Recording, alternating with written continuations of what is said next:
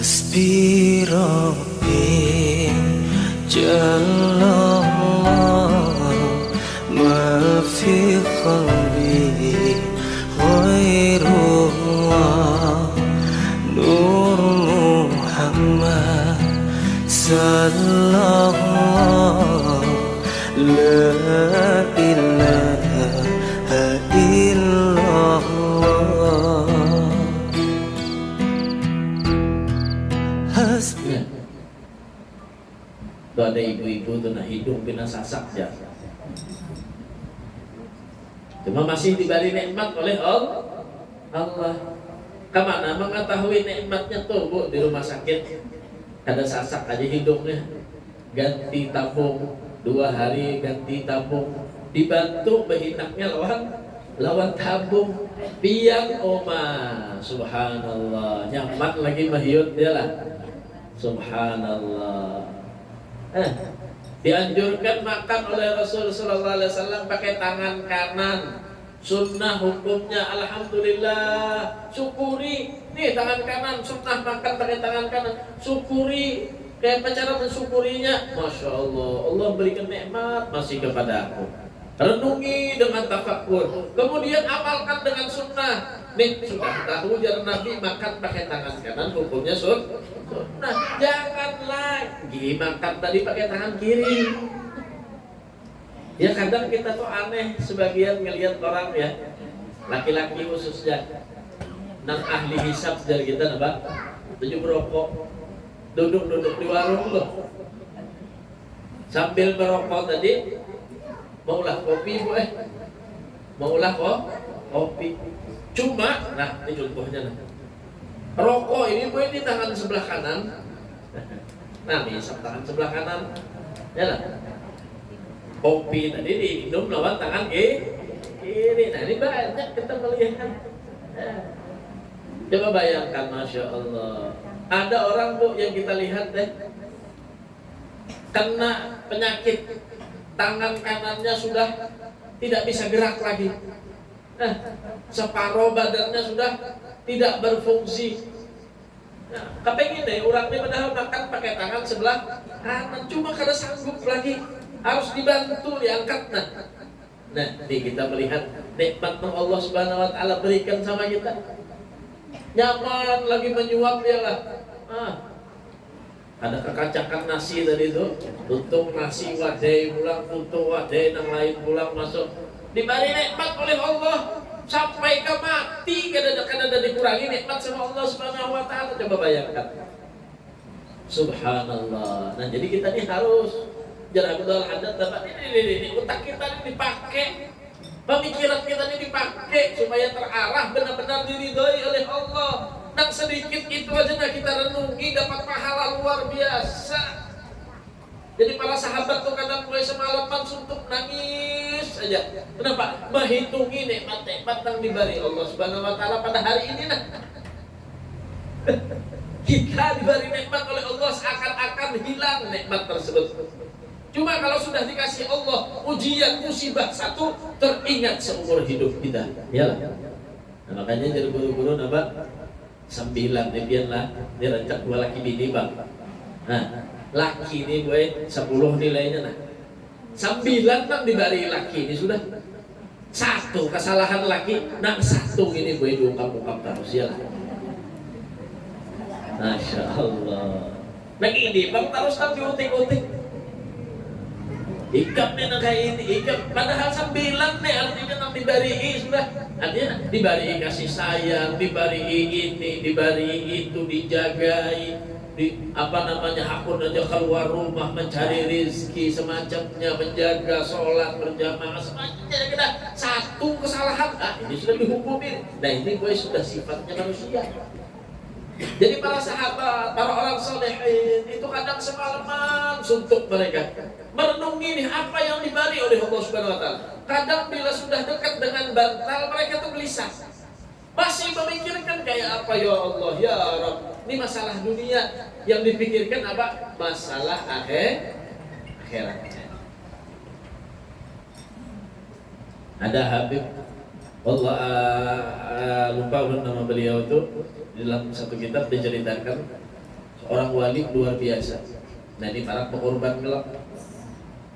Jadi sidin sudah jauh-jauh hari seorang wali tadi menukar kambing, membeli kambing, disiapakan kambing ini disiapakan gasan apa?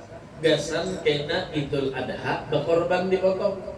Niat sidin tadi supaya dibagikan dagingnya kambing ini kepada orang-orang yang membutuhkan. Artinya si kambing ini diniati ibadah sudah. Lawan sidin jauh-jauh hari. Nukar nang mulai halusan. Kemudian apa? Diupahakan sidin. Lawan orang nang bisa memakani kambing, maharagu kambing. Ujar sidin, pulang. Kena bila sampai hari pemotongan, bawa kambingnya, sembelih dan bagikan jasidin daging-dagingnya ini kepada orang-orang yang membutuhkan. Nah, sudah dijulung duitnya nukar kambing diharagu oleh orangnya tadi. Sampai harinya sudah Idul Adha, ayahnya pemotongan, ternyata orang yang disuruh sidin tadi itu menyembelih salah disembelihnya, yang mengakibatkan si kambing tadi menjadi bangkai. Masya Allah. Nah ini ada syarat-syaratnya kita menyembelih ini supaya sah kayak apa? Supaya sah kayak apa? Salah ternyata tukang potong ini tadi sehingga menyebabkan si kambing ini menjadi bangkai. Ada kawal lagi disedekahkan ke kaum muslimin musliman. Akhirnya datanglah orang yang maharagu kambing sidin tadi kepada seorang wali tadi. Ya, mengadu. Bahasa kita kambing ini ulun ternyata salah sembelih. Akhirnya jadi bangkai. Ternyata si Habib si wali ini apa? Menangis. Menangis sidin menggeraung dari kita. Jadinya tuang sembelih ini, kayak dulu ganti belum ganti kena kambing nih. Berapa pian harga? Menangis tentang si Habib ini tadi, si wali ini tadi. Datang pulang yang lain, datang yang lain, pian ada berapa kambing, bahasanya kami ganti. Nah, jasidin bukan masalah jumlah kambingnya. Di jumlahnya ini jasidin antara hidup dan mati ini nanang aku gairahkan. Masuknya kemana? Ke hati, ke tafakur. Nih, langsung merenung sini. Bahasa kita tersandar tadi nah. Rumah ini kambing nih. Kenapa kambing ini di sini aku siapkan jauh-jauh hari untuk supaya kambing ini matinya bagus. Matinya bisa ibadah. Matinya bisa bermanfaat. Ternyata gara-gara salah sedikit aja tersembelih akhirnya menjadi bangkai. Aku kalau perkara kambing di sini sekarang bapak kan ganti kambing 100 kerja masalah. Yang aku takutkan akan kalau pindah diriku nasibnya kayak kambing ini. Aku sudah menyiapkan diriku ini. Sudah aku siapkan di sini mengaji Al-Quran, hatam Al-Quran, hafal Al-Quran, menghafal hadis, mengajar tiap hari, sholat berjamaah tidak ditinggalkan, pengajian tidak ditinggalkan, amal apa aja dikerjakan. Jasidin, aku takutan kalau pindah pas wayahnya malaikat siapa bu? Israel.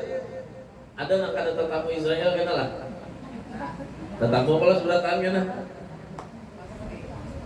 Mungkin dulu kirim salam ulun lah. Wayahnya tetamu Israel di sini aku takutan kalau pindah salah aja sedikit nah.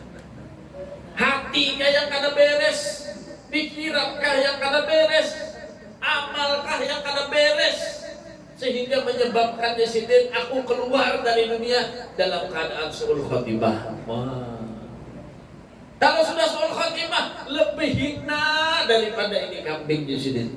Kalau kambing ini mati sudah menjadi debu. Kalau si fulan mati maka akan dimasukkan ke dalam nerakanya Allah dalam keadaan su'ul khatimah. Nah ini yang kita perlu renungi, pahamlah. Jadi itu membuat rasa takut dalam hati kita itu. Lalu kita tuh gemar beramal. Makanya harus seimbang dari ulama antara khauf war raja. antara takut dan pengharapan kepada Allah Subhanahu wa taala. Jadi harus takut kita sama Allah. Kalau pindah. Ya. Untuk perkara akhirat. Takut dalam perkara akhirat. Begitu juga roja, akan tetapi terus mengharap sama Allah. Dengan upaya kita tadi beramal, mudah-mudahan. Nah, ulama-ulama bahari kayak itu.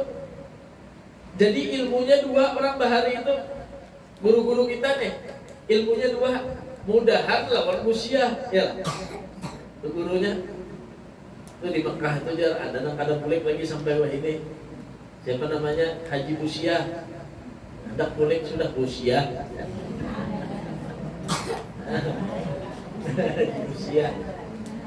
Jadi orang-orang bahari itu dua nanti peganginya karena maunya lepas pada gini. Bila beramal mudahan jadinya amal pun diterima. Mudahan kayak ini, kayak itu. Jadi bila hendak melakukan yang kada baik, musyah kita kayak ini kan. Musyah anak kayak ini kita. Nah, jadi itu perlu dijaga. Akan tetapi harus seimbang. Nah, jangan dibolak-balik ya. Aku turun ke majelis musyah ini. Nah, jangan itu. Karena apa ajar ulama? Al khair la yamna'ul khair. Selama-lamanya kebaikan itu kada bakal mencegah kebaikan. Ya. Kada ada istilahnya karena aku mau turun ke majelis kada mau lagi karena sembahyang. Kada ada. Jadi kebaikan pasti akan membantu kepada kebaikan yang lainnya. Itu rumusnya sudah.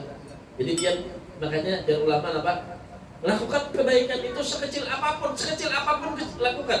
Kenapa? Karena setiap kebaikan sekecil apapun itu dia akan memancing kepada kebaikan yang lainnya. Mulai awalnya mau duduk aja dulu di majelis, lalu menjadi orang dermawan, lalu menjadi orang ahli ibadah, lalu menjadi orang alim. Nah, mulai dari awalnya yang kecil dikerjakannya. Makanya jangan pernah kecilkan orang yang beramal. Apa aja, siapakah ingat? Suruh dia beramal.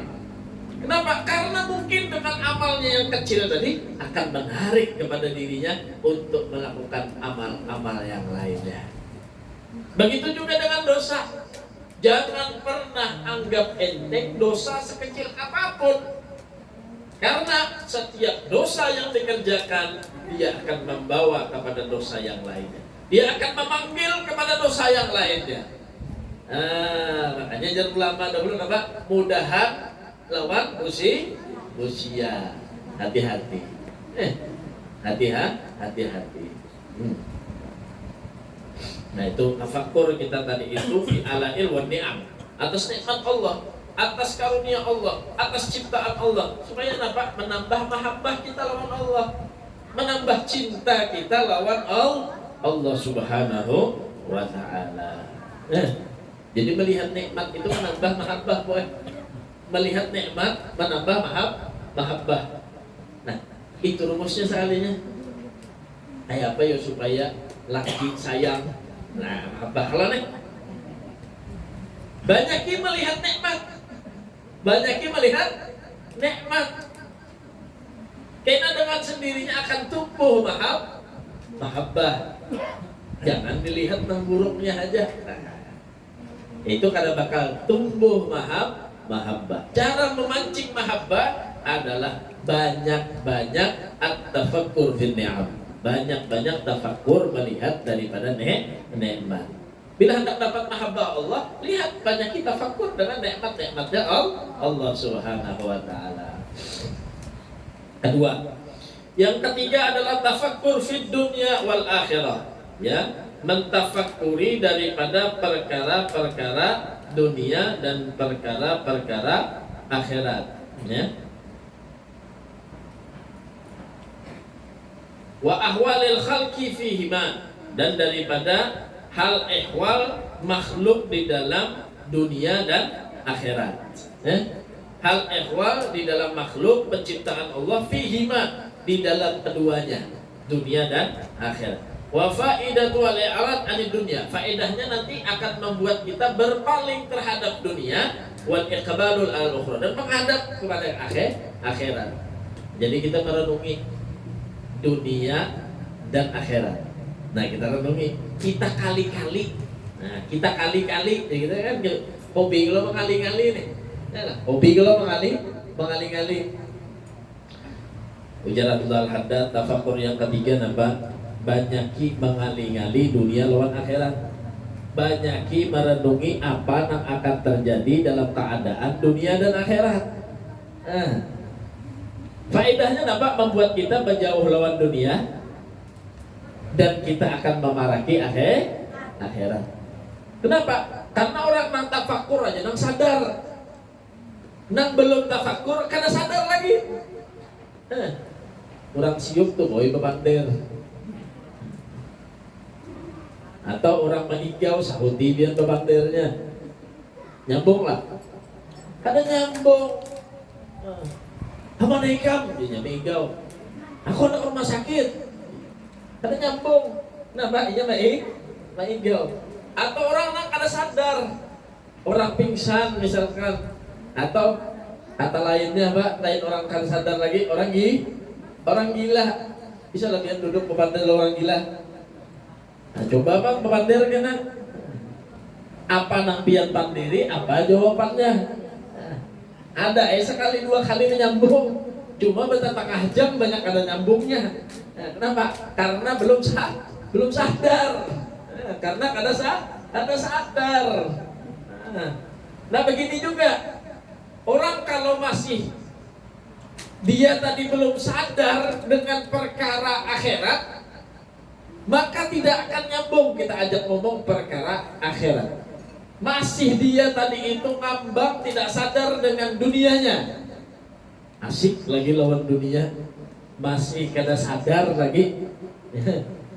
Nang parak benar napa? Mati. Ya kada sadar lagi. Rambut perubahannya sudah. Apalagi berjalan pinang alih sudah. Banyak banget tanda-tandanya sudah nih. Bakalan orang ini bakalan ke akhirat. Cuma belum sadar juga lagi. Masih asik lawan dunianya. Nah, maka orang-orang yang semacam ini tidak akan mendapatkan faedah, dan dia dituntut untuk dia tadi itu memperbanyak, membanding-banding, mengkali-kali tentang perkara akhirat. Dunia lawan akhirat. Ujar Nabi apa? Orang yang paling cerdas. Siapa orangnya paling cerdas? Orang yang paling banyak mengingat mati. Berarti pas sudah kaliannya ya lah.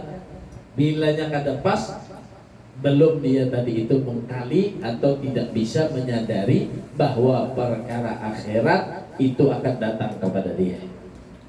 Itu perlu direnungi, ya. Itu perlu direnungi bagi kita tadi, ya. Bahkan dikatakan apa?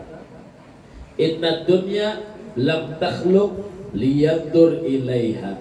Bahwasanya dunia itu bukan diciptakan untuk dipandang. Bahkan untuk dipandang ada dunia itu, ya. Bal liyandur biha ilal akhirat. Bahkan dunia ini diciptakan Allah untuk memandangnya kepada akhirat. Jadi bukan untuk menikmati, bahasanya dunia ini. Bukan untuk menikmati. Bahkan untuk dipandang saja tidak dunia ini. Kenapa? Karena yang sebenarnya untuk dipandang dunia tadi untuk akhirat. Ya Pak, sampailah ke situ berpikir. Balong lagi kita mahadangi kena lagi ya lah. Mahadangi aja kena. Jangan sampai menjadi orang yang merugi. Yang ketujuh mahadang sekalinya kada dapat bagian. Tuhuk matri sampai muka gasnya habis juga. Tuhuk sudah tadi itu menjalani hidup ini jakanya sugih kayak Fir'aun. Iyalah kayak Korun. Ini sakit juga hidup ini sudah. Jangan sampai lagi kena meninggal dunia pulang masuk akhirat juga sakit. Makanya Allah mengatakan dunia ini untuk Allah ciptakan liyabluwakum ayyukum ahsanu.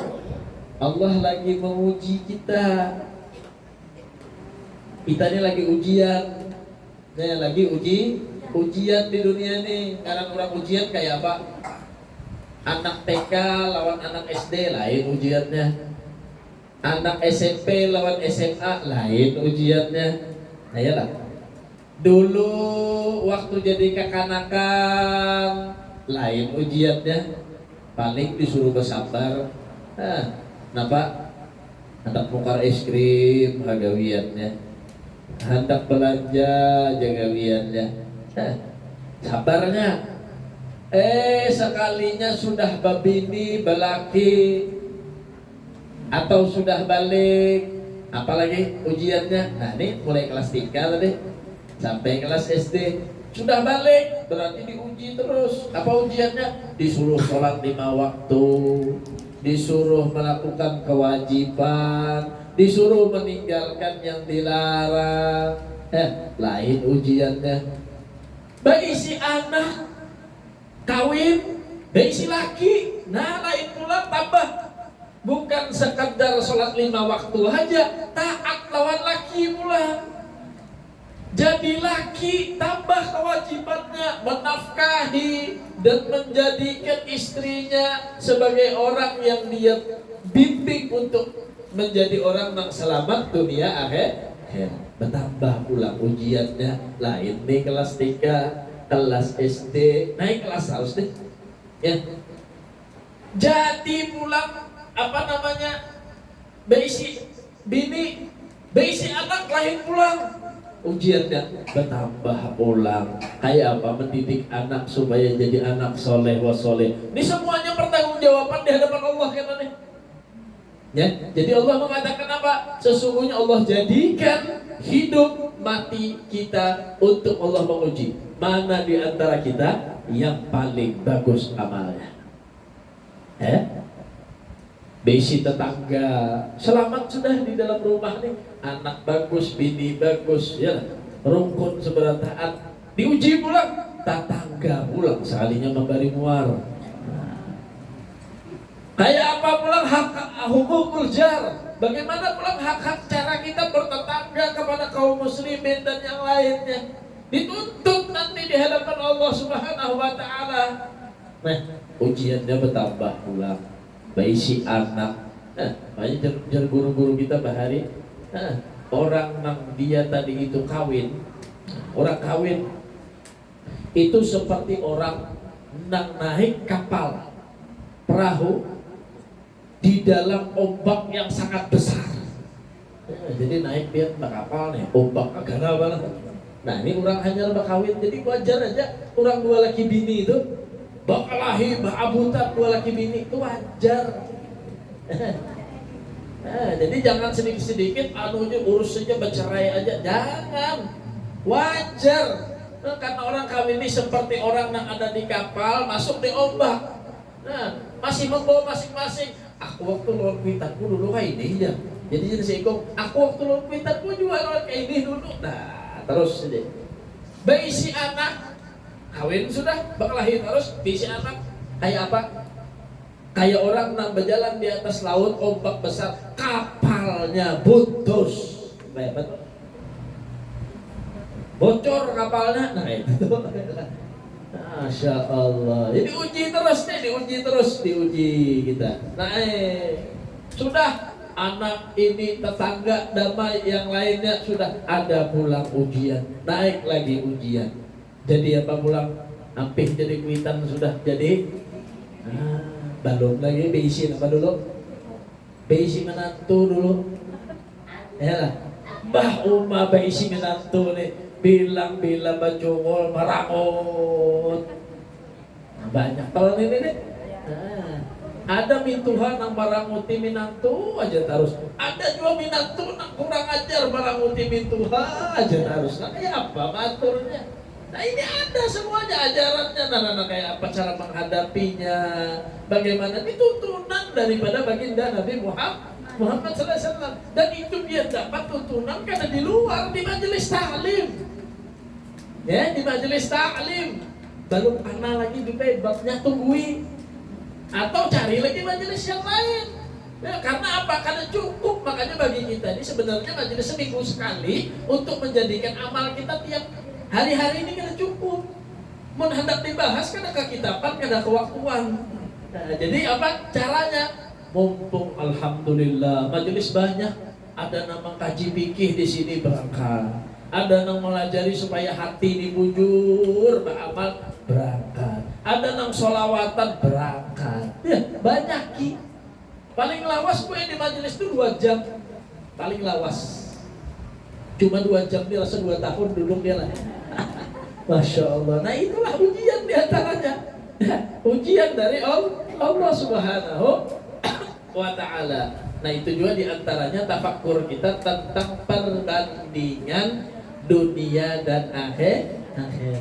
Lapah sudah kita menjalani hari-hari ini dah dengan mencari jalan terbaik untuk kita menyampaikan diri kita ini supaya pas jalannya dengan jalan baginda Nabi Muhammad SAW.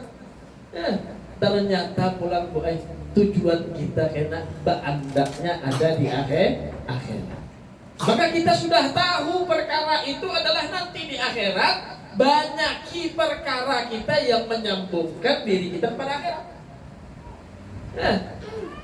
Apa ajar Rasulullah SAW?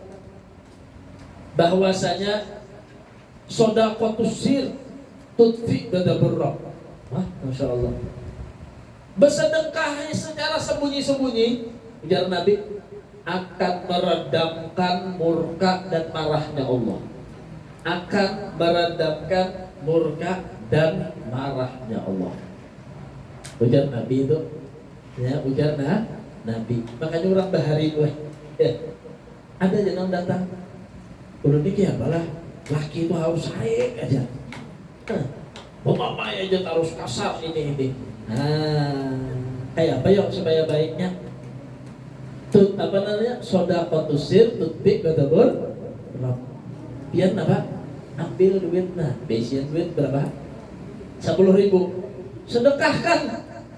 Niatakan gesan laki pian. Marah dan murkanya Allah hanya akan redam, apalagi laki aja namanya. Banyaki bersedekah. Banyaki beramal. Ya, tutfik ghadabur rabb. Jadi mengambil daripada hal-hal perkara itu tadi, ya. Sekiranya kita punya harta kita ini nyambung kepada akhirat. Kita punya badan kita ini kita banyakkan untuk bergerak kepada perkara akhirat. Kita punya hati pun kita gerakkan hati kita, kontrol hati kita untuk perkara-perkara akhirat. Begitu juga aplikasi dari hati tadi apa? At-tafakkur, yaitu pemikiran kita arahkan kepada perkara-perkara akhirat. Nah, mudah-mudahan Allah Subhanahu wa taala akan memberikan kepada kita ilmu yang bermanfaat, dan mudah-mudahan juga kita kau mengamalkan apa yang disampaikan oleh Habibullah Al-Haddad. Mudah-mudahan kita kau istiqamah di dalam beribadah kepada Allah, di dalam menuntut ilmu agama, dan mudah-mudahan dosa kita semua diampuni oleh Allah Subhanahu wa taala. Dosa orang tua kita yang telah meninggal dunia diampuni oleh Allah Subhanahu wa taala. Mudah-mudahan yang punya hajat di antara kita, hajatnya dikabulkan oleh Allah Subhanahu wa taala, dan siapa yang punya anak, punya cucu, mudah-mudahan anak cucunya dijadikan anak yang soleh wa soleha ala hadhihi niyyah wa kulli niyatin salihah jamilah syamilah khairat di dunia wal akhirah wa ila hadratin Nabi Muhammadin sallallahu alaihi wasallam. Al-Fatihah. Hasbi Rabbi Jallallah ma fi khalqi